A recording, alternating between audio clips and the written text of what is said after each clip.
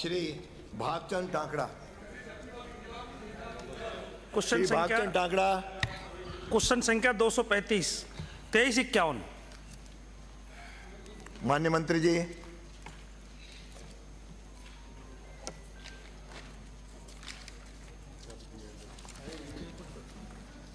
बांदीकुई विधानसभा क्षेत्र में स्थित कोलाना औद्योगिक क्षेत्र के विस्तार हेतु उपयुक्त भूमिका आवंटन प्रक्रियाधीन है।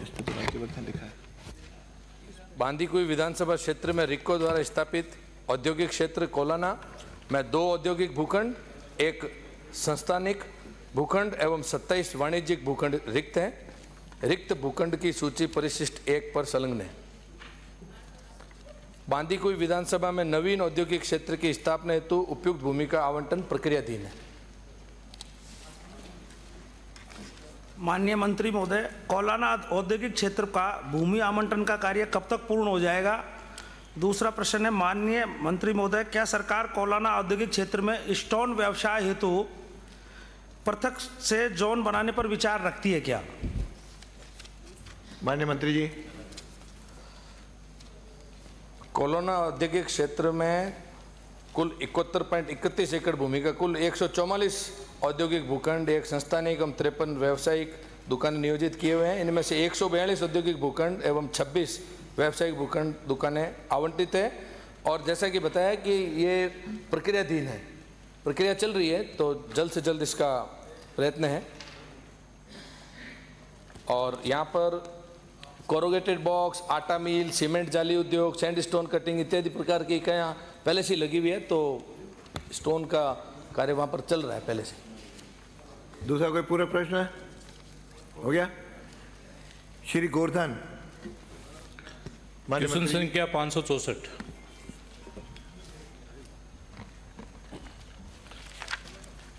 माननीय अध्यक्ष जी, नवीन छात्रावास खोलने के संबंध में राजकीय एवं छात्रावास संचालन नियम 2012 के नियम 4 के प्रावधानों के अनुसार प्रस्ताव प्राप्त होने पर बजट की उपलब्धता एवं छात्रावास की आवश्यकता के आधार पर स्वीकृत किया जा सकता है। वर्तमान में सीकर मुख्यालय पर नवीन छात्रावास खोलने का कोई प्रस्ताव विचाराधीन नहीं है। नियम की प्रति परिशिष्ट अ पर संलग्न है। पूरक प्रश्न। माननीय अध्यक्ष महोदय, मैं आपकी अनुमति से माननीय मंत्री महोदय से पूछना चाहता हूं कि पिछली सरकार में, वैसे मंत्री महोदय से क्योंकि हायर एजुकेशन का है, लेकिन क्योंकि जिस प्रकार से हम एससी और एसटी के छात्रों के भलाई के लिए प्रयास कर रहे हैं, तो मैं माननीय मंत्री महोदय से पूछना चाहता हूं कि पिछली सरकार में जमीन आवंटन के लिए कॉलेज छात्रावास के लिए इनके पास में प्रस्ताव आया था, इन्हीं के द्वारा तो आवंटन किया गया और इन्हीं के द्वारा वापस निरस्त कर दिया गया। तो क्या मंत्री महोदय इसके बारे में कोई जानकारी है? तो है तो मेरे को बताएं। माननीय अध्यक्ष महोदय, प्रश्न के मूल प्रश्न में जो बताया मैंने जानकारी दे दी, लेकिन चूंकि ये उच्च शिक्षा विभाग से जुड़ा हुआ प्रश्न है, आपने बताया, जहां तक हमने जानकारी करी, पूर्ववर्ती कांग्रेस सरकार के समय वहां सरकार ने जमीन आवंटन की, उसके बाद में उसी जमीन को वापस निरस्त कर दिया गया। और ये दर्शाता है कि सरकार दलित समाज के साथ में न्याय नहीं करना चाहती है। उनको जो सुविधाएं मिलनी चाहिए हॉस्टल के रूप में, कॉलेज के रूप में या किसी इंस्टीट्यूट के रूप में, वो करना नहीं चाहती है। वो कथनी और करनी में सरकार के अंतर है। इसलिए मैं माननीय अध्यक्ष महोदय आपके माध्यम से माननीय सदस्य को अवगत कराना चाहता हूँ कि पूर्ववर्ती कांग्रेस सरकार के समय जो दलित समाज के साथ में न्याय हुआ था, अब आप नए सिरे से प्रस्ताव दें। उच्च शिक्षा विभाग और हमारा विभाग दोनों मिलकर आपके इस प्रस्ताव पर उचित कार्रवाई करेंगे। और निश्चित ही वो पूछेंगे, जहां आप चाहेंगे वो बोलेंगे। आपके कहे अनुसार जवाब है कि नहीं है, हम नवीन उनको आपत्ति होगी बोलेंगे। ये माननीय अध्यक्ष महोदय, मैंने पूछा था इनसे, माननीय मंत्री महोदय से। मंत्री महोदय को मैं धन्यवाद देना चाहता हूं कि आपकी सोच बढ़िया है, लेकिन हम जब भी आपके पास में एससी और एसटी के लिए छात्रों के हितों में और उनके छात्रावास के लिए जमीन आवंटन के लिए प्रस्ताव भिजवाएं, तो आप थोड़ा उस पर जरूर गौर करें। और छात्रावास की वहाँ पर, क्योंकि ये संभाग स्तर हो गया है सीकर जिला, तो इसलिए बहुत ज़्यादा आवश्यकता है। 70-75 साल में आज तक कोई कांग्रेस ने, जब ये कह रहे हैं कि हम हितैषी है, लेकिन आज तक इन्होंने हॉस्टल नहीं खोला है कॉलेज के लिए। तो तो इसलिए मेरा आग्रह है कि जब भी आप हमारा प्रस्ताव आए तो श्री उस पे गोपीचंद मीणा, विचार करें। श्री गोपीचंद मीणा। और अब बड़ी खबर का रुख करेंगे। जन स्वास्थ्य अभियांत्रिकी और भूजल मंत्री कन्हैयालाल चौधरी का दिल्ली दौरा। मंत्री कन्हैयालाल अंत्योदय भवन पहुंचे। सीजीओ कॉम्प्लेक्स जल जीवन मिशन की समीक्षा बैठक में हिस्सा ले रहे हैं। मंत्री कन्हैयालाल अंत्योदय भवन सीजीओ कॉम्प्लेक्स पहुंचे हैं और जल जीवन मिशन की समीक्षा बैठक में वो हिस्सा ले रहे हैं। ये बड़ी जानकारी, बड़ी खबर। जन स्वास्थ्य अभियांत्रिकी और भूजल मंत्री कन्हैयालाल चौधरी दिल्ली दौरे पर। मंत्री कन्हैयालाल चौधरी अंत्योदय भवन पहुंचे हैं और सीजीओ कॉम्प्लेक्स जल जीवन मिशन की समीक्षा बैठक में हिस्सा ले रहे हैं।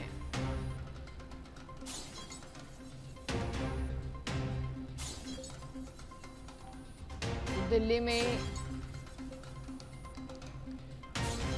सीजीओ कॉम्प्लेक्स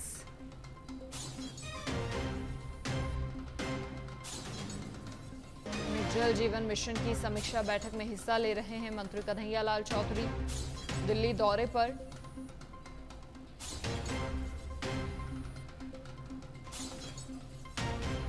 जन स्वास्थ्य अभियांत्रिकी और भूजल मंत्री कन्हैयालाल चौधरी दिल्ली दौरे पर और अंत्योदय भवन पहुंचे हैं, जहां सीजीओ कॉम्प्लेक्स जल जीवन मिशन की समीक्षा बैठक में वो हिस्सा ले रहे हैं।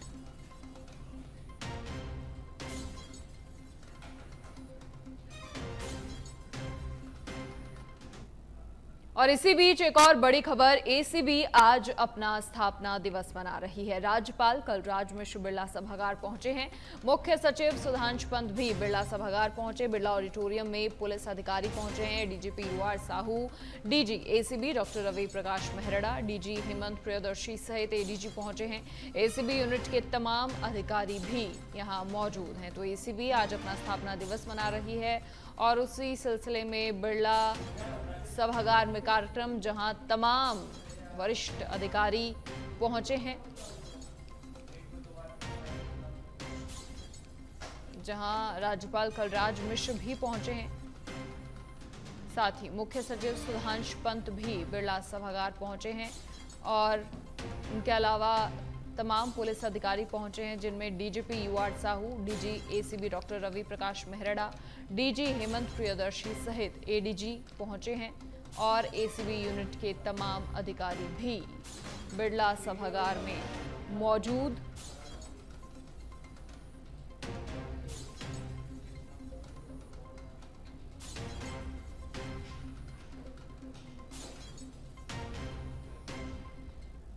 और फिलहाल सीधा रुख करेंगे विधानसभा का।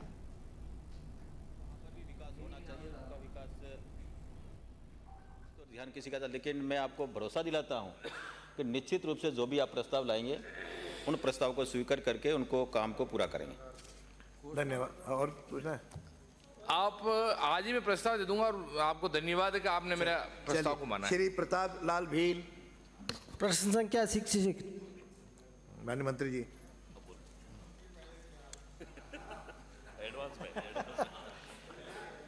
जी नहीं।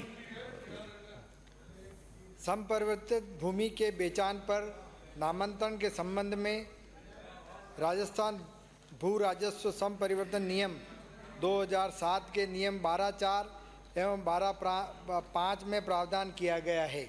नियम की प्रति परिशिष्ट अ पर संलग्न है।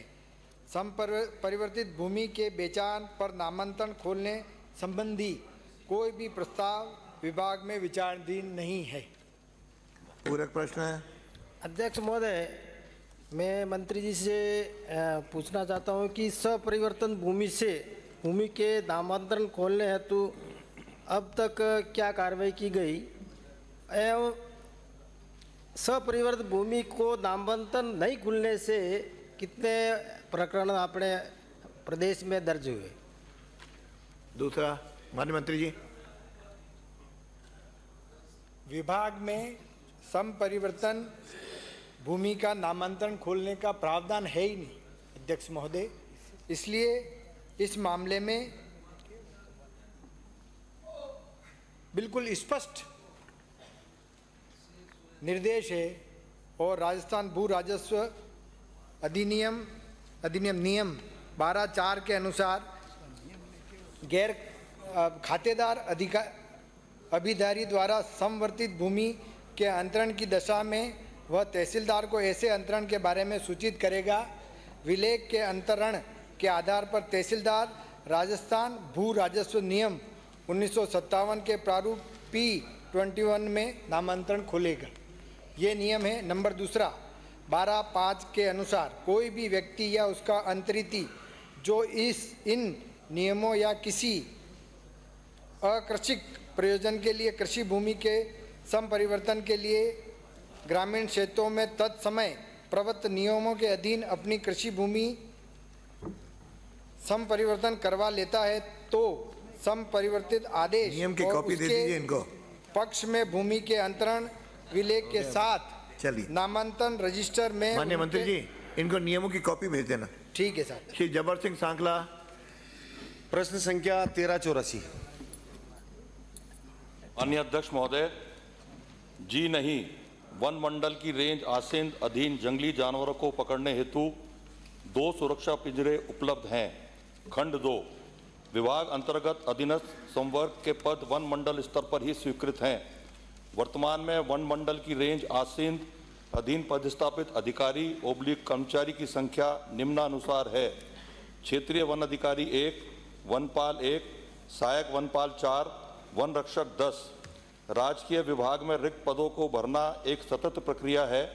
विभाग अंतर्गत वर्तमान में वनपाल के 11 एवं वन रक्षक के 937 पदों हेतु नियुक्ति कार्रवाई प्रक्रियाधीन है तथा वाहन चालक, सर्वेयर, कनिष्ठ अभियंता, प्रयोगशाला सहायक व ट्रैक्टर गार्ड के रिक्त पदों पर भर्ती हेतु अथर्ना की कार्रवाई प्रक्रियाधीन है। माननीय सदस्य। अध्यक्ष महोदय, मंत्री जी के जवाब से मैं संतुष्ट हूं, लेकिन मेरा एक छोटा सा निवेदन है, आप अधिकारियों को आदेशित करें। संतुष्टि के बाद भी मेरे आसिन के पास कटार गांव है, कटार के पास माइनिंग एरिया है, बहुत बड़ी बड़ी माइंसें हैं और बड़े बड़े पत्थरों का जो ढेर लगा हुआ है, वहाँ आए दिन पैंथर दिखते हैं, वहाँ एक पिंजरे की व्यवस्था करवाएं, बाकी बढ़िया है व्यवस्था। आसीन से आने वाले माननीय सदस्य ने जो पैंथर से संबंधित चिंता व्यक्त करी है, माननीय अध्यक्ष महोदय, मैं आपके माध्यम से माननीय सदस्य को आश्वस्त करता हूं कि वहां अधिकारियों से कहकर पिंजरे की व्यवस्था की जाएगी। श्री लक्ष्मण। श्री लक्ष्मण। प्रश्न नंबर 68। माननीय मंत्री महोदय। खंड 1 जिला जयपुर ग्रामीण में 300 ग्राम सेवक। महोदय, जवाब आ गया, मैं सप्लीमेंट्री पूछ लूं? ठीक है, जवाब आ गया तो पूछें। माननीय अध्यक्ष महोदय, मैं आपके माध्यम से मंत्री जी से पूछना चाहता हूं कि यहाँ गुन्नी से जहाँ कोऑपरेटिव सोसाइटी पंचायत, उन्होंने कहा भूमि उपलब्ध नहीं है, भूमि उपलब्ध नहीं है। भूमि उपलब्ध कराने का काम है रेवेन्यू डिपार्टमेंट का, और वहाँ आबादी भूमि है तो उसका ग्राम पंचायत का। मंत्री जी ये बताएं कि क्या इन्होंने प्रयास किया रेवेन्यू ऑफिसर से मिलके कि उनको ज़मीन मिल जाए, क्योंकि मेरी विधानसभा का मामला मेरे को मालूम है कि वहाँ ज़मीन की कोई कमी नहीं है। अगर उनको ज़मीन नहीं मिलती है तो मेरे से संपर्क कर ले, इनके डिपार्टमेंट के लोग, आपके 19 को मैं ज़मीन उपलब्ध करवा दूंगा। दूसरा मेरा सप्लीमेंट्री है कि 7 ग्राम पंचायतें हैं, उनमें कोऑपरेटिव सोसाइटीज़ नहीं है। राज्य सरकार चाहती है कि हर एक ग्राम पंचायत मुख्यालय पर कोऑपरेटिव सोसाइटी हो। जिला स्तरीय कमेटी जिसका अध्यक्ष कलेक्टर होता है, तो कृपा करके कि क्या आपके अधिकारी कलेक्टर से, संबंधित कलेक्टर से संपर्क करके उनकी अभिशंसा करेंगे ताकि वहाँ भी कोऑपरेटिव सोसाइटी बन सके। धन्यवाद। माननीय मंत्री जी। जैसा कि माननीय सदस्य ने बताया है कि कलेक्टर से कोई प्रस्ताव अभी हमें प्राप्त नहीं हुआ है, इसीलिए नहीं दे रहे हो। जिला स्तरीय कमेटी में अगर वो पंचायतें उन मानदंडों को पूरा करती है तो निश्चित रूप से वहाँ उन पंचायतों, 7 पंचायतों में हम ग्राम सेवा सहकारी समिति जैसे ही प्रस्ताव प्राप्त होंगे हम उनको खोल देंगे। माननीय अध्यक्ष महोदय, इस बजट के अंदर कोऑपरेटिव सोसाइटीज का बजट ही कम कर दिया है। क्या राज्य सरकार इस वजह से जो बाकी में नहीं करना चाह रही है? उत्तर देना, बोला उत्तर। मंत्री जी, निश्चित रूप से राज्य सरकार जो है वो कोऑपरेटिव मूवमेंट को और मजबूत करना चाहती है किसानों को अधिक से बजट कम कर दिया आपने तो मजबूत कैसे होगा, कमजोर हो गए तो। जो फसली ऋण की बात आप कर रहे हैं उसमें भी हमने 5 लाख नए कृषकों को ऋण देने का सरकार ने इस बजट में घोषणा की है। बजट कम करने की बात आप कैसे कर सकते हैं? 5 लाख नए किसानों को हम ऋण उपलब्ध कराएंगे और किसान सम्मान निधि के माध्यम से हम उनको, राजस्थान सरकार से भी उनको किसान सम्मान निधि हम देने का काम करेंगे। श्री ललित मीणा अध्यक्ष जी, मैं पूछना चाहूंगा कि माननीय सदस्य ने जो पूछा है कि जहां जमीन नहीं है, वहां सोसाइटी की बिल्डिंग नहीं बन पा रही, उसका जवाब माननीय मंत्री जी ने नहीं दिया। उसके लिए मंत्री जी क्या प्रयास करेंगे ये बता दें। वैसे वहाँ की सोसाइटी जो है प्रयास करके जमीन के लिए करना चाहिए। फिर भी आपने बस्सी के से आने वाले माननीय विधायक और नेता प्रतिपक्ष ने बताया है, तो हम उन समितियों में भी, वहाँ की समिति अगर प्रयास करके उनके प्रयास से नहीं हो पा रहा है तो हम 19 समितियों में भी जिनमें उपलब्ध नहीं है और जो 3 सोसाइटी जिनमें जमीन उपलब्ध है उनके भी प्रस्ताव मंगवा करके उन पे भी गोदाम बनवाने का हम सरकार भी मदद करे। बिल्कुल। श्री लक्ष्मण, श्री ललित मीणा। 14-15 प्रश्न संख्या 14-15। माननीय मंत्री जी।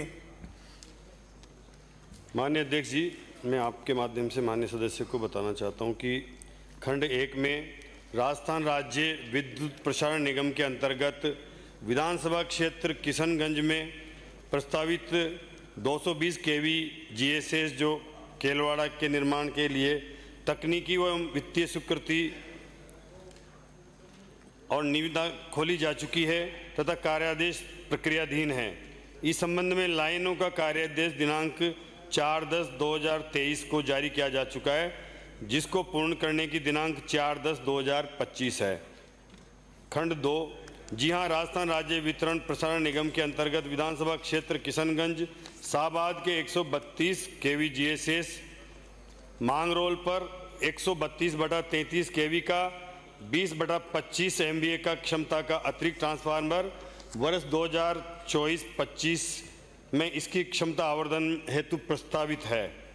खंड 3, जी हां, विधानसभा क्षेत्र किशनगंज में रामगढ़, रेलावन व सेमली फाटक क्षेत्र के 132 केवी जीएसएस हेतु प्रस्ताव प्रारंभिक स्तर पर तकनीकी साध्यता का परीक्षण किया जा रहा है।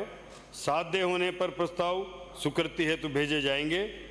तलहटी क्षेत्र कस्बा थाना के समीप देवली में 132 केवी जीएसएस दिनांक 13/6/23 को स्वीकृत कर निर्माण हेतु दिनांक 14/3/2024 को कार्यादेश जारी किया जा चुका है। उक्त जीएसएस को मार्च 2026 तक स्थापित किया जाना लक्षित है। अतः तलहटी कस्बा थाना में नए जीएसएस निर्माण की आवश्यकता नहीं होगी। उक्त विधानसभा क्षेत्र किशनगंज की पंचायत समिति शाहबाद व किशनगंज के ग्राम संदोकड़ा, धुआं में 33/11 केवी के सब स्टेशन बनाए जाना तकनीकी रूप से साध्य नहीं है। गांव सुवास, छिनौद, बास्तूनी, सिमलोद, दुर्जनपुरा में 33/11 केवी के सब स्टेशन बनाए जाने का प्रस्ताव प्रारंभिक स्तर पर तकनीकी साध्यता का परीक्षण किया जा रहा है। साध्य होने पर प्रस्ताव प्रशासनिक स्वीकृति हेतु भेजा जाएगा। माननीय सदस्य। माननीय अध्यक्ष महोदय, मैं आपके माध्यम से मंत्री महोदय को धन्यवाद दूंगा कि इसी बजट में आपने मुझे सेमली फाटक और रेलावन 132 जीएसएस की घोषणा इसमें बजट में की है। आपका बहुत बहुत आभार। मैं आपके माध्यम से अध्यक्ष जी मैं पूछना चाहूँगा कि 220 जीएसएस 2018 में पूर्ववर्ती भारतीय जनता पार्टी की सरकार के समय स्वीकृत हुआ। पिछले 6 साल से वर्तमान में अभी केवल सिविल वर्क, केवल बाउंड्री हुई है और लगभग ये 12-220 केवी जीएसएस से जुड़ना है, जिसकी दूरी लगभग 58 किलोमीटर है और केवल 15 किलोमीटर का ही उसमें अप्रूवल अभी तक वर्तमान में हुआ है।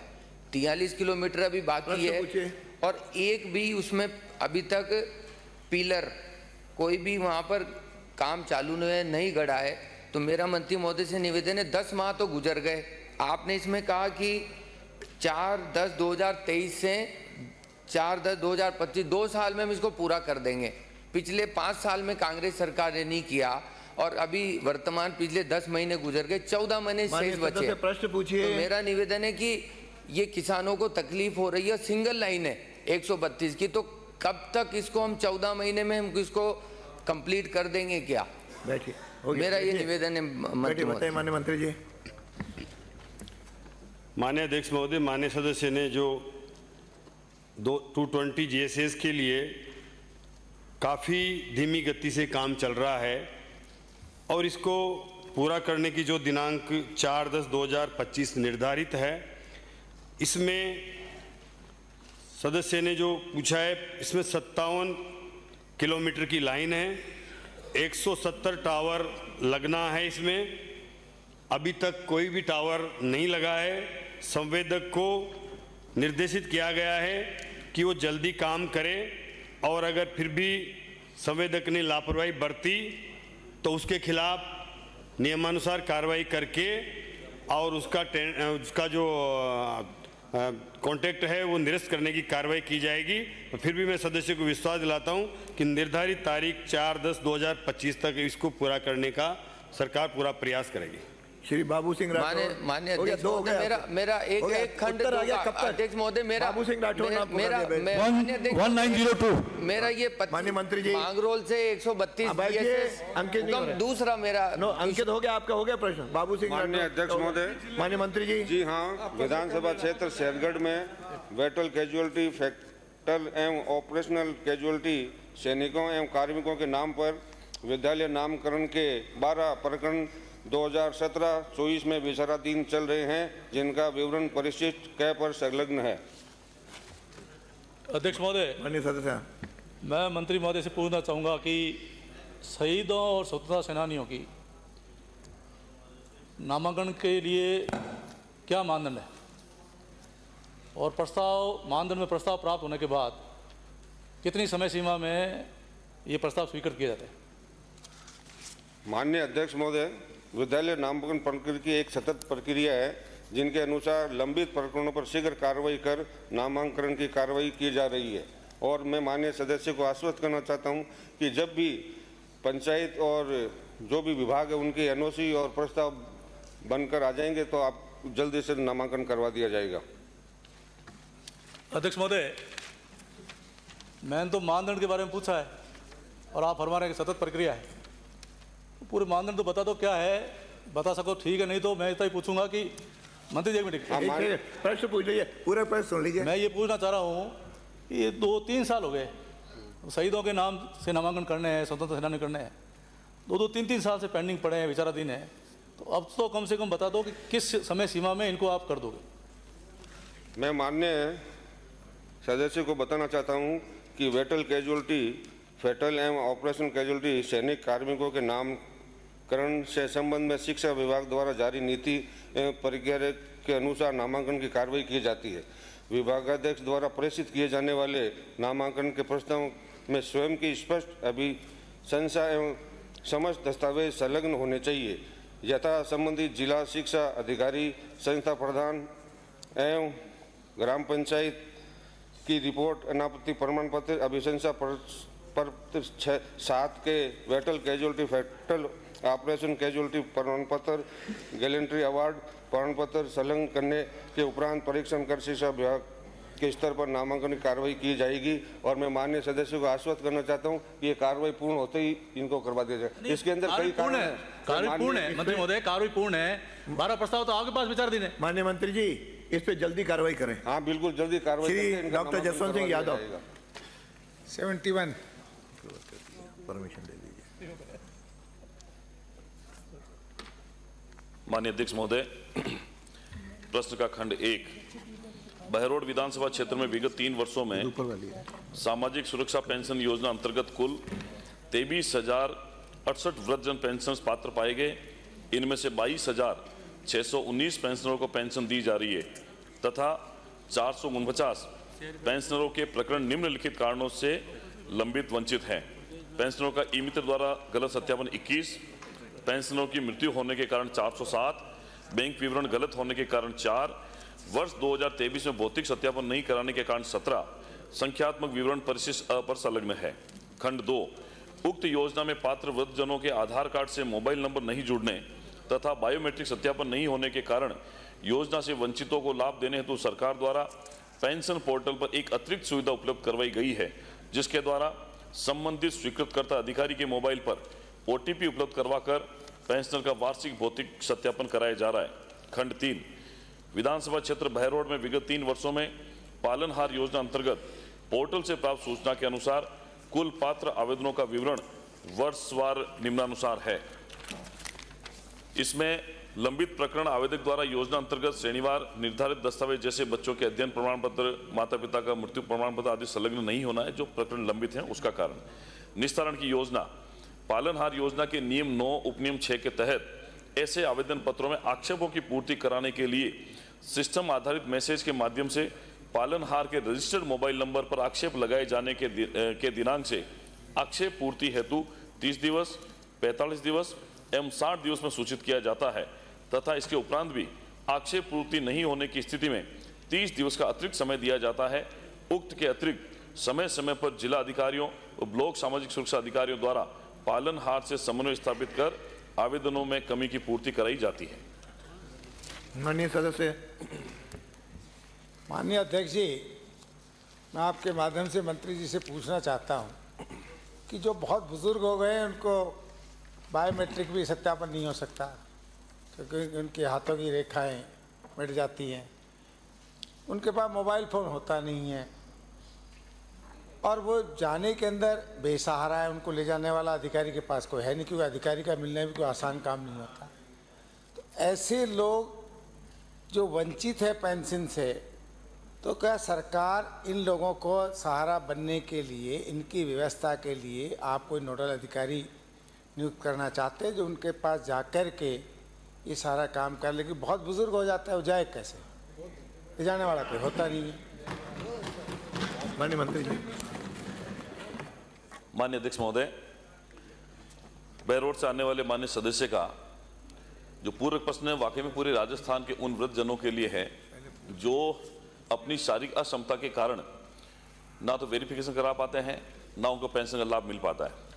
मैं इसके लिए माननीय सदस्यों को इस सदन के माध्यम से अवगत कराना चाहता हूं कि पेंशन सत्यापन हेतु बायोमेट्रिक ई मित्र पर मोबाइल ऐप के माध्यम से कर सकते हैं। यदि संबंधित पेंशनर का मोबाइल नंबर लिंक नहीं हो या अंगूठा ना हो तो उस स्थिति में स्वीकृतकर्ता अधिकारी ग्रामीण क्षेत्र में BDO, शहरी क्षेत्र में SDO के मोबाइल के से सत्यापन किया जाता है। मैं माननीय विधायक महोदय के क्षेत्र में यदि कोई पेंशनर का सत्यापन उनके शारीरिक रूप से अक्षम या ई मित्र केंद्र पर नहीं जा पाने के कारण अगर सत्यापन नहीं हो रहा है तो ई मित्र संचालक को उनके निवास पर भी भेजा जा सकता है। राज्य सरकार सभी ई मित्र संचालकों को स्वीकृतकर्ता अधिकारी ग्रामीण क्षेत्र में BDO, शहरी क्षेत्र में SDO के माध्यम से ऐसे प्रकरणों में मानवीय संवेदना का ध्यान रखते हुए प्रत्येक व्यक्ति तक पहुंचने का प्रयास करेगी। और माननीय सदस्यों को मैं निवेदन करना चाहता हूं कि हम हमारी सरकार के माध्यम से नोडल अधिकारी, वैसे मैंने बता दिया, ग्रामीण और शहरी क्षेत्र में होते हैं। ग्राम पंचायत में जो स्वीकृत ई मित्र होते हैं उनके माध्यम से स्वीकृत होने के बाद वेरिफिकेशन होता है प्रत्येक साल में, लेकिन कुछ वास्तव में ऐसे होते हैं जो वहां नहीं पहुंच पाते। तो हम BDO के माध्यम से ग्रामीण क्षेत्रों में जो ग्राम सेवक है उनको परमानेंटली एक सर्कुलर जारी करेंगे ताकि वो वहां ई मित्र के माध्यम से वहां जाए और उन बुजुर्गों का, वृद्धजनों का जो पेंशन का लाभ नहीं मिल पा रहा उनके माध्यम से वो कर देंगे। एक मिनट अध्यक्ष जी, एक सेकंड के समय हो गया समाधान। एक आपके जवाब में आया, जवाब अच्छा दिया है। अभी आपने नोडल अधिकारी की बात भी कह दी है, पर कोई आदमी, बुजुर्ग आदमी बड़ी मुश्किल से ई मित्र के यहाँ चला गया, उसने अपना जो ई मित्र ने मांगा, आधार कार्ड, राशन कार्ड, जो भी उसने मांगा दे दिया और ई मित्र के द्वारा गलती हो गई, गलती कर दी, तो उस बुजुर्ग की गलती तो है नहीं, वो पेंशन लेने वाली गलती तो है नहीं। तो और ऐसे में ई मित्र काफ़ी लोग आजकल अपनी फीस लेकर लापरवाही करने लग गए हैं, जो आपने जवाब में भी दिया है ई मित्र की उसका। तो ऐसे घर भेज रहे हैं। मित्र के खिलाफ कोई कार्रवाई करने की योजना रखते हो या की आज तक कोई कार्रवाई? माननीय अध्यक्ष महोदय, कुछ कहना चाह रहे हैं? ये भी बिल्कुल सच बात है कि जब ई मित्र जो होता है वो कहीं अपनी गलती के कारण पेंशन का जो लाभार्थी है उसको पेंशन नहीं मिलती है, वाकई उनकी गलती के कारण।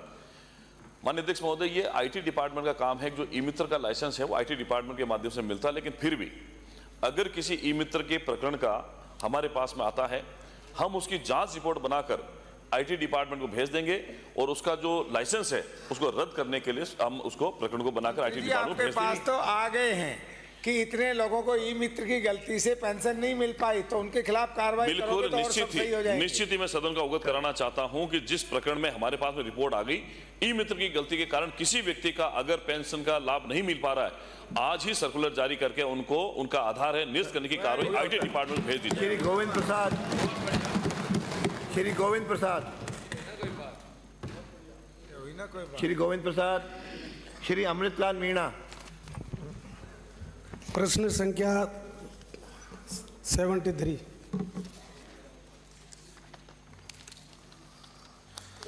माननीय अध्यक्ष महोदय जी, खंड 1। जी हाँ, राजस्थान में होमगार्ड नियम 1962 एवं राजस्थान होमगार्ड अधिनियम 1963 के तहत मांग प्राप्त होने पर विभिन्न विभागों में होमगार्ड जवानों को सुरक्षा व्यवस्था के लिए नियोजित किया जाता है। खंड 2। जी नहीं, राजस्थान होमगार्ड नियम 1962 एवं राजस्थान होमगार्ड अधिनियम 1963 में प्रावधान नहीं होने के कारण होमगार्ड स्वयंसेवकों को रिक्त पदों पर स्थायी करने का प्रस्ताव विचाराधीन नहीं है। खंड 3।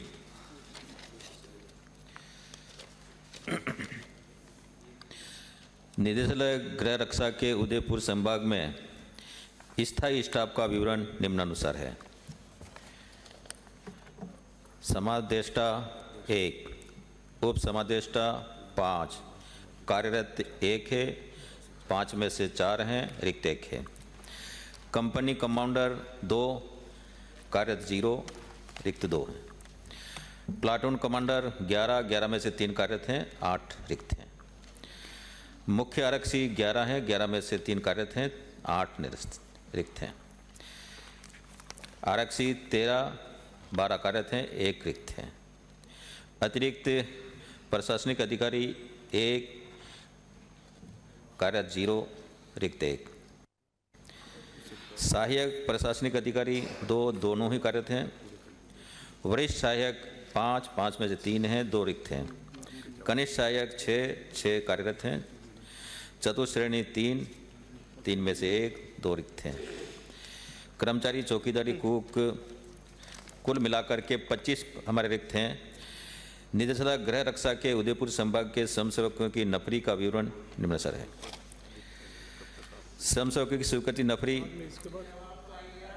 वह सदस्य कहे ना, सदस्य कहे तो मैं मान लूँ, सदस्य बुलवा रहा है तो मैं कैसे कह दूंगा? आ गया 3880 स्वयंसेवक ऑन रोल नफरी 3159 और रिक्त 721।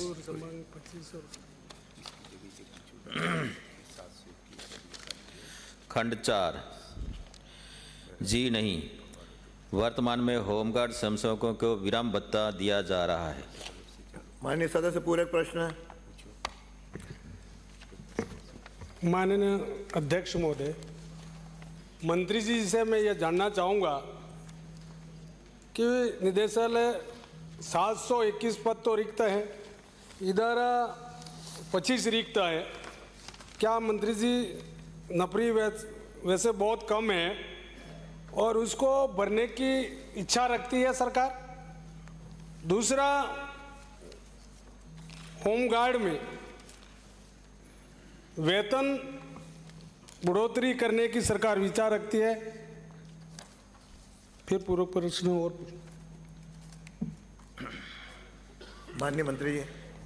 अध्यक्ष महोदय जी, आपने पूछा है कि होमगार्ड की रिक्त की भर्तियां प्रक्रियाधीन हैं।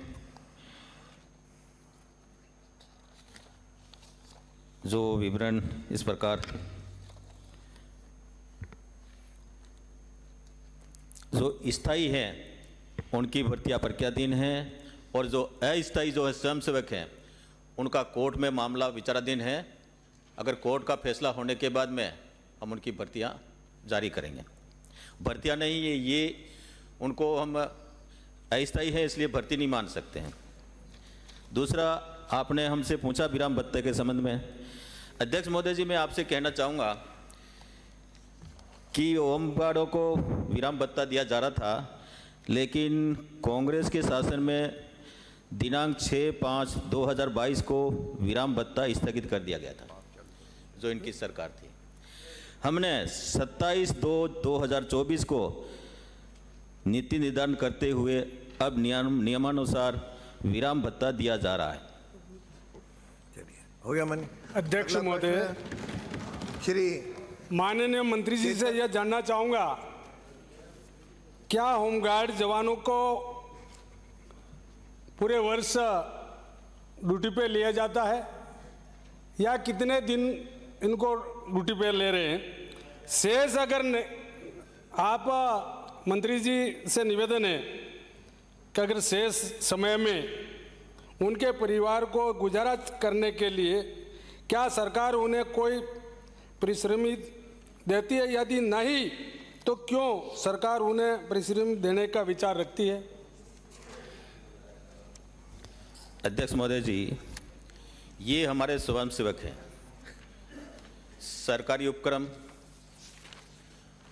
और जो सेमी गवर्नमेंट के जो उपक्रम हैं, उनमें मांग आने के बाद में हम उनको वहाँ पर भेजते हैं। और आपने कहा कि इनको स्थायी रूप से रोजगार दिया जाए, जैसी जैसी मांग आती है हमारे पास स्वयंसेवक उनको भेजते हैं, और मांग नहीं आने के बाद में उनको 12 मास का रोजगार अभी तक सरकार नहीं दे पाती। श्री चेतन पटेल कोलाना, प्रश्न संख्या 74। माननीय मंत्री जी, मुझे जवाब मिल चुका है सर, मैं सप्लीमेंट्री क्वेश्चन पूछना चाहता हूँ। मुझे जवाब मिला है 2026-27 तक गलती को दुरुस्त कर दिया जाएगा। मेरा निवेदन है कि ऑनलाइन का कार्य चलते पहले ही 5 वर्ष से अधिक का समय हो चुका है। ऑनलाइन के अभाव में किसानों को एमएसपी पर खरीद के समय जमाबंदी पर पटवारी के साइन करवाने के लिए चक्कर लगाने पड़ते हैं। मेरा प्रश्न यह है कि 26-27 तक गलती को दुरुस्त करने के जगह तत्काल सर्वे रीसर्वे करवाकर सेटलमेंट व कैचमेंट में हुई गलतियों का सुधार करने पर विचार रखते हैं, हाँ या नहीं? नहीं तो क्यों? माननीय मंत्री जी।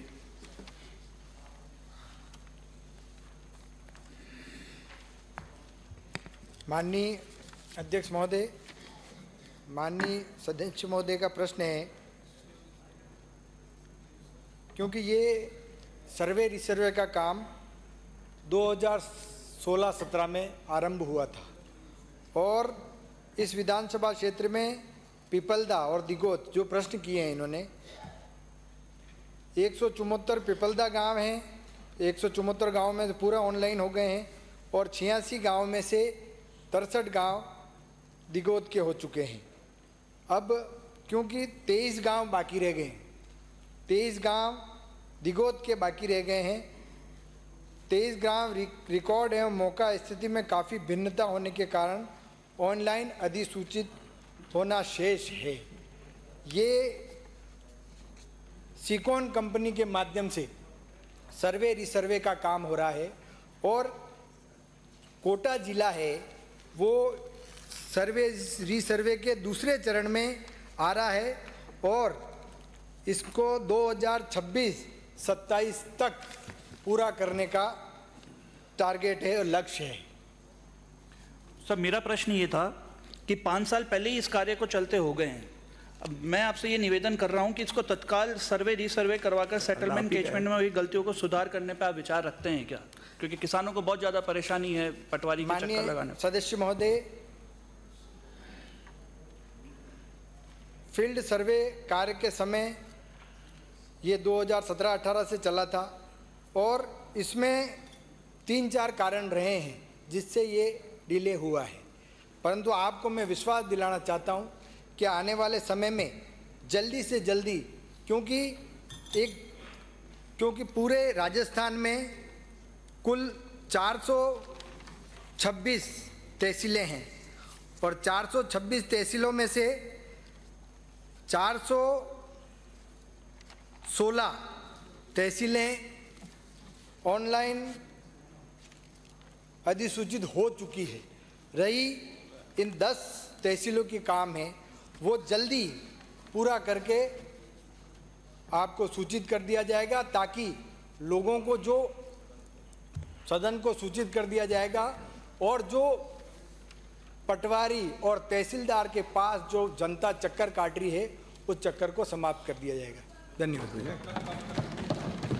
हो गया वैसे दोनों। माननीय मंत्री जी ने जो बताया, ये एक वैसे तो गंभीर समस्या है, काफ़ी लंबे समय से चल रहे हैं, और ज़्यादातर पंचायतें ऐसी है जिसमें 10%, 5%, 20% काम बाकी है, या तहसीलें हमारी ऐसी पेंडिंग हैं।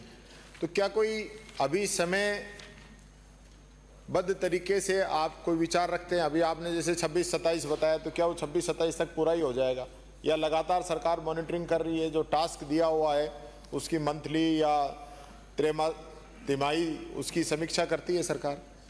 ये इसको 26-27 तक निर्धारित किया गया, जब तक हो जाएगा उससे पहले करने का मैं सदन को विश्वास दिलाता हूँ। श्री दीप्ति किरण महेश्वरी। प्रश्न संख्या 75। माननीय मंत्री जी। माननीय अध्यक्ष महोदय, राजस्थान राज्य प्रदूषण नियंत्रण मंडल में उपलब्ध अभिलेखनानुसार राजसमंद जिले में लाल श्रेणी की 9, नारंगी श्रेणी की 1062, हरी श्रेणी की 193 औद्योगिक इकाइयां स्थापित हैं। यहाँ यह भी उल्लेखित करना आवश्यक है कि श्वेत श्रेणी की इकाइयों को राजस्थान राज्य प्रदूषण नियंत्रण मंडल से सम्मति प्राप्त करने की प्रक्रिया से मुक्त रखा गया है। खंड 2, राजसमंद जिले में विगत 3 वर्षों में पर्यावरणीय स्वीकृति हेतु परिवेश पोर्टल के अनुसार 164 ईसी जारी की गई है तथा 5 ईसी प्रस्ताव निरस्त किए गए हैं।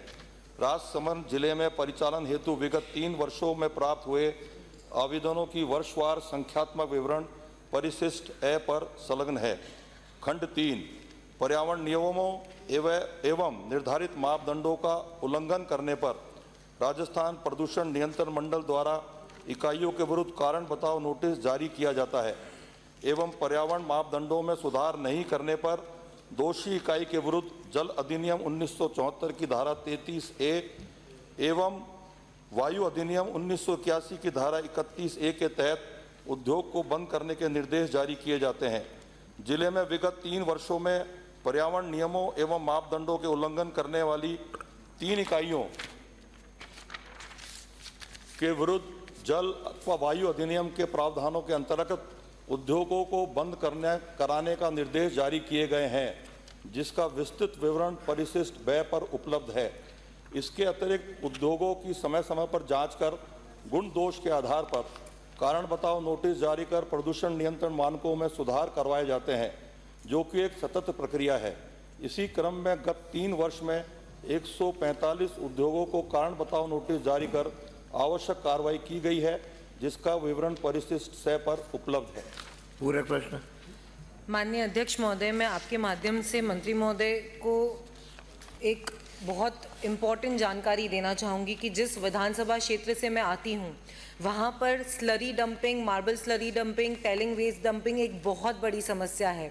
चुनाव में नहीं, आप कभी भी नया दरीबा या इसके आसपास के गांव में पानी पीने जाएंगे तो आप एक गिलास पानी भी नहीं पी सकते। वहाँ की स्थिति ये है। लेड की वजह से आए दिन लोगों में कैंसर जैसी बीमारियाँ, लिवर डैमेज, और को मैंने 295 के माध्यम से भी सदन में बहुत बार रखने की कोशिश करी है। माननीय मंत्री महोदय, ये जो डंपिंग हो रही है, कहीं भी मन करता है किसी भी तरीके से चारागाह भूमि को कब्जा करते हैं और उसके ऊपर डंपिंग करते हैं, और आए दिन हमने भी प्रशासन को बहुत बार बताकर हटवाई भी, और आज भी हम उस समस्या से लड़ रहे हैं। तो रेगुलराइज करें हम इस डंपिंग को, ऐसा कुछ हम सोच रही है सरकार कि इसके नियम के अनुसार ये डंपिंग हो। दूसरा प्रश्न भी मैं पूछ लूँगी कि आपने जो परिशिष्ट स में दिया है कि हमने इनके बारे में अलग अलग कार्रवाई करी है, इसमें अगर आप खुद देखेंगे तो हिंदुस्तान जिंक जो एक बहुत बड़ी स्लरी वेस्ट, प्रश्न पूछिए। प्रश्न नहीं बता रही हूँ मैं, बता रही हूँ कि आपने इतनी बार डिफरेंट टाइम्स उनको नोटिस दिया है। पहले 3-4 में, 21 में 2 नोटिस पेश किए गए, 22 में 2 नोटिस पेश किए गए, 23 में 2 नोटिस पेश करे। इतनी बार नोटिस पेश करने के बावजूद भी आज भी समस्या वहीं की वहीं है कि कोटरी में टेलिंग डैम में उन्होंने बड़े बड़े पहाड़ क्रिएट कर दिए हैं। आप अगर स्वयं आएंगे और सदस्य भाषण नहीं, प्रश्न पूछे। क्या मैं प्रश्न नहीं पूछ रही हूँ, मैं प्रश्न नहीं पूछ रही हूँ, उतनी भूमिका की जरूरत नहीं है। माननीय अध्यक्ष महोदय, मैं प्रश्न नहीं पूछ रही हूँ, पर मुझे वहाँ की परिस्थिति तो बतानी पड़ेगी। परिस्थिति अलग से आइए, परिस्थिति मत बताइए। मंत्री महोदय, मैं आपसे यही निवेदन करती हूँ कि इस स्लरी वेस्ट, इस डंपिंग के लिए रेगुलराइज करें, हम कुछ ऐसे कड़े नियम लाएं कि वहाँ का पानी का भी सुधार हो सके और एनवायरमेंट में अच्छा। क्या हम ऐसा सोच रहे हैं? क्या कार्रवाई हम ऐसी कुछ कर रहे हैं? कार्रवाई पूछो।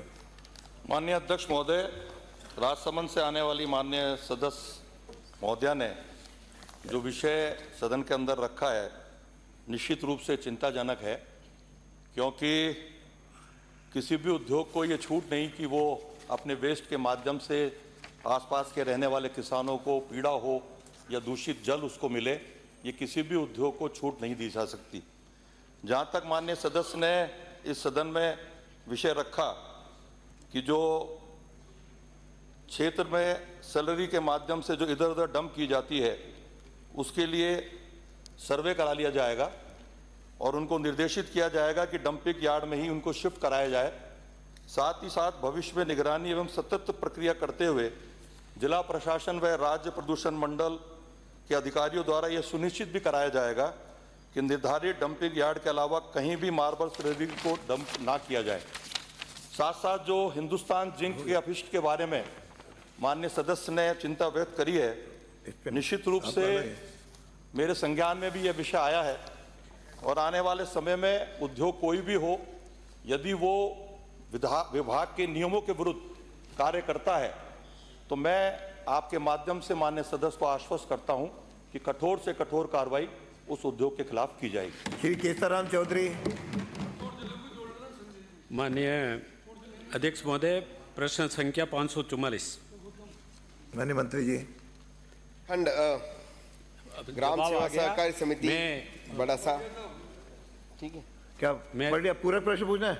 आप पूरक सीधा पूरक प्रश्न में आ रहे हैं। माननीय अध्यक्ष महोदय, मैं मंत्री महोदय से निवेदन करता हूं कि अक्टूबर की जगह सितंबर में किन किन लोगों ने लोन लिए और उन लोगों के लोन अभी तक बाकी है या भुगतान हो गया, बस। माननीय अध्यक्ष महोदय, अक्टूबर में जो प्रश्न माननीय विधायक मारवाड़ जंक्शन से आने वाले विधायक महोदय ने पूछा था, तो अक्टूबर में तो इस प्रकार का कोई लोन लिया नहीं गया था, लेकिन सितंबर में आपने जब प्रश्न किया तो उसमें जानकारी में हमने लिया, तो उसमें जानकारी में आया कि 8 किसानों द्वारा उस बड़सा ग्राम सेवा सहकारी समिति जो है उसमें किसानों द्वारा शिकायत की गई थी डीआर को, और डीआर के शिकायत करने के बाद पता गया था, संज्ञान में आया कि 11 किसानों जिनको सितंबर 19 बारसा ग्राम सेवा सहकारी समिति से ऋण लिया गया था, उन किसानों द्वारा समिति के तत्कालीन व्यवस्थापक को 19/1/2020 से 30/6/2022 तक की अवधि में राशि 3,28,000 जमा करवा दी गई थी, परंतु व्यवस्थापक ने वह राशि ऋण खातों में जमा नहीं करवाई थी। जैसे ही सीसीबी पाली को इस प्रकरण में संज्ञान हुआ तो समिति के संचालक मंडल द्वारा संबंधित व्यवस्थापक को समिति की सेवाओं से बर्खास्त कर दिया गया। तत्कालीन समिति व्यवस्थापक द्वारा उक्त 11 किसानों की राशि मय ब्याज खातों में जमा करा दी गई है और उस व्यवस्थापक के खिलाफ एफआईआर के निर्देश जारी कर दिए जा चुके हैं विभाग द्वारा। श्री जुबेर खां। प्रश्न संख्या 77। मंत्री जी, मैं आपको धन्यवाद देना चाहूँगा कि आपने उत्तर दिया है कि 31 जुलाई तक सब चालू हो जाएंगे। इसके लिए तो बहुत बहुत धन्यवाद। एक तो आज चालू भी हो गया। अब मेरा आपसे एक सवाल है कि रामगढ़ जीएसएस 132 और गोविंदगढ़ जीएसएस 132 दोनों एक लाइन पे हैं। अब इसमें अक्सर रामगढ़ में उसको और रेलवे लाइन का भार भी जीएसएस 132 रामगढ़ पे ही है। अब इसमें 2 प्रस्ताव हैं। एक तो मुबारकपुर में 132 जीएसएस मंजूर हो गया, आपके विभाग ने ज़मीन के पैसे जमा करा दिए, उसको चालू करा दीजिए। और एक गोविंदगढ़ का प्रस्ताव है कि सीकरी में नया 220 जीएसएस बनाएं, जो गोविंदगढ़ से मुश्किल से 8-10 किलोमीटर है। अगर गोविंदगढ़ को वहाँ से जोड़ दें, जो प्रस्तावित है, प्रस्ताव आया पड़ा है, तो गोविंदगढ़ वहाँ से हो जाएगा तो रामगढ़ क्षेत्र में बिजली की सुविधा हो जाएगी। मेरा आपसे ये निवेदन है। श्री हो गया। बताना है। माननीय अध्यक्ष जी, माननीय सदस्य ने जो गोविंदगढ़ को जोड़ने का प्रस्ताव के लिए जो आग्रह किया है, इसका हम तकनीक के आधार पर परीक्षण करा करके और उसको जोड़ सकते हैं तो निश्चित रूप से जोड़ने का प्रयास करेंगे। फिर विपक्ष के नेता जूली जी, मुबारकपुर वाला नया प्रश्न, आपका प्रश्न। प्रश्न संख्या 737। माननीय मंत्री जी।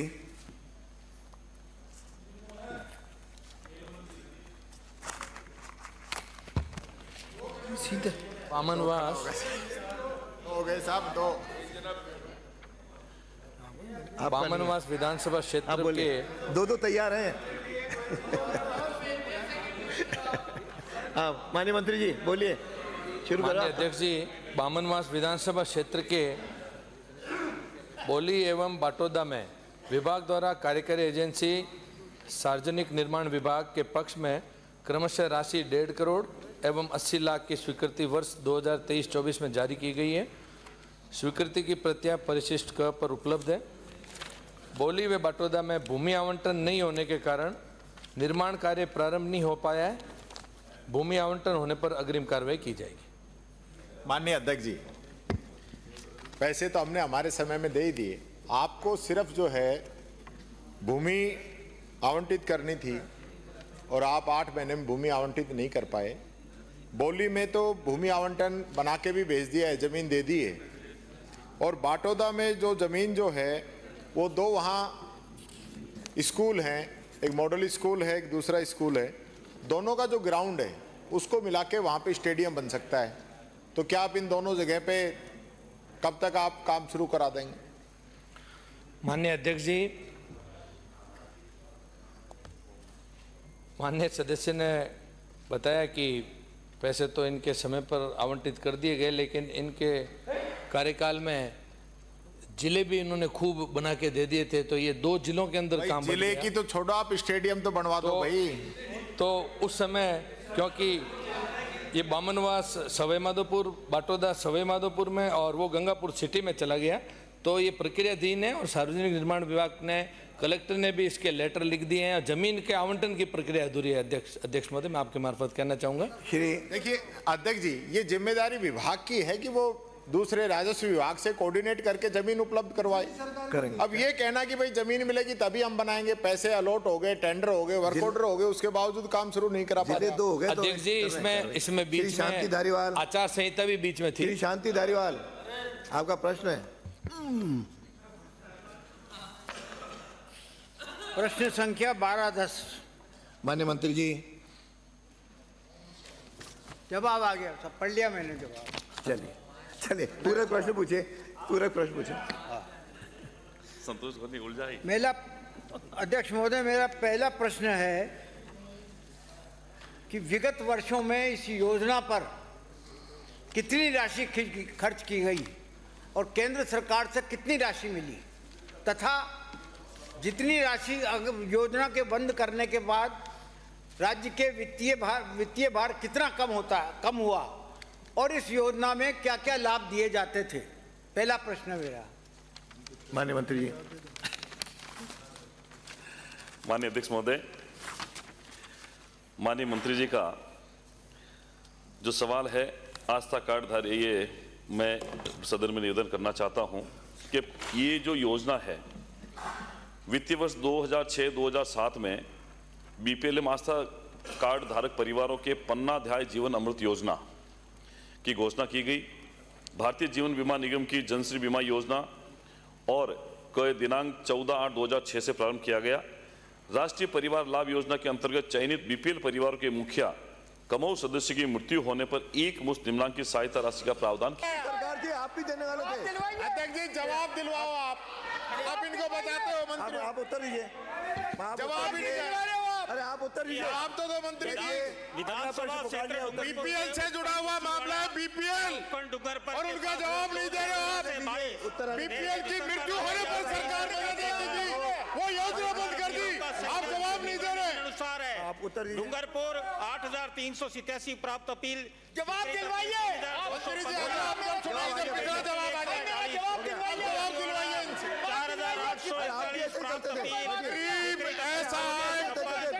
स्वीकृत अपील 121।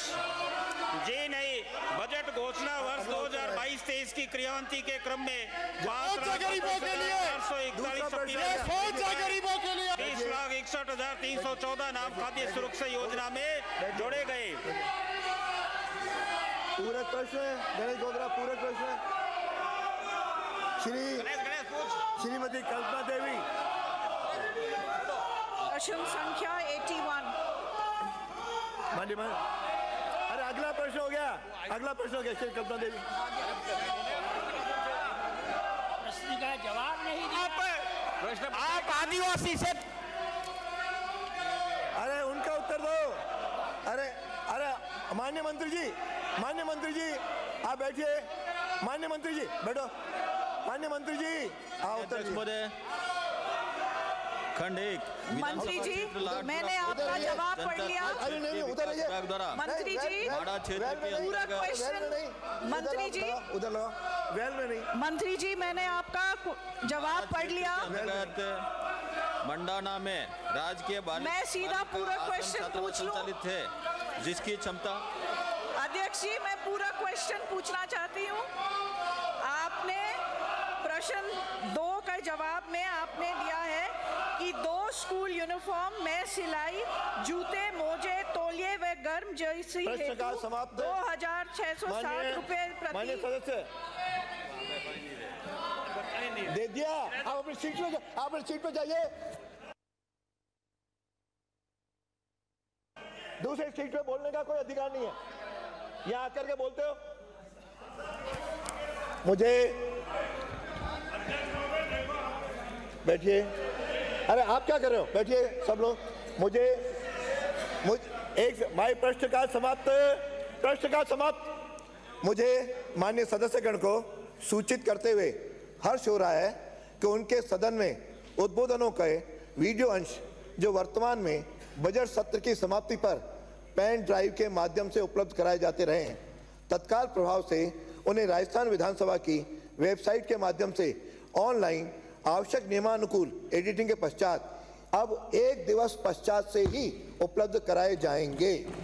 आशा है इस नवाचार से न केवल वे स्वयं लाभान्वित होंगे अपितु उनके क्षेत्र और समस्त राजस्थान वासी भी अपने क्षेत्रीय विधायक की सक्रियता से परिचय हो सकेंगे। सबको बहुत बहुत शुभकामनाएं। स्थगन प्रस्ताव की व्यवस्था। माननीय सदस्यों को सूचित करना है कि निम्नलिखित स्थगन प्रस्तावों की सूचना प्राप्त हुई है।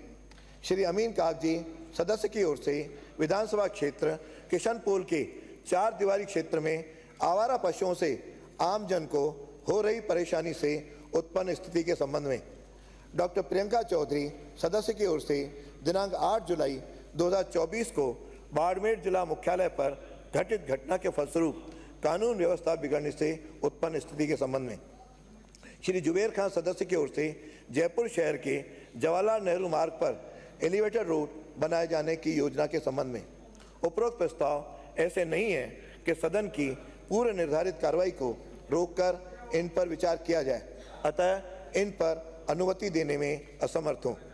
श्री टीकाराम जूली एवं 13 अन्य सदस्यों की ओर से प्रदेश में सार्वजनिक निर्माण विभाग द्वारा विधानसभा क्षेत्रों की सड़कों का निर्माण स्थानीय विधायक की अनुशंसा से न किए जाने से उत्पन्न स्थिति के संबंध में श्री अमित चाचाण एवं 5 अन्य सदस्यों की ओर से भादरा नगर पालिका अध्यक्ष पद के उपचुनाव के दिन निर्वाचन अधिकारी के अवकाश पर जाने के कारण चुनाव स्थगित करने से उत्पन्न स्थिति के संबंध में श्री डॉक्टर ऋतु बनावत सदस्य की ओर से प्रदेश में मुख्यमंत्री निःशुल्क बिजली योजना का पोर्टल बंद होने से उत्पन्न स्थिति के संबंध में श्री थावरचंद सदस्य की ओर से प्रदेश के जनजातीय क्षेत्रों के उच्च शिक्षण संस्थाओं में अध्ययनरत विद्यार्थियों को विगत 3 वर्षों से छात्रवृत्ति का भुगतान नहीं किए जाने के उत्पन्न स्थिति के संबंध में उपरोक्त प्रस्ताव भी ऐसे नहीं है कि सदन की पूर्व निर्धारित कार्रवाई को रोककर इन पर विचार किया जाए, अतः अनुमति देने में असमर्थ हूँ।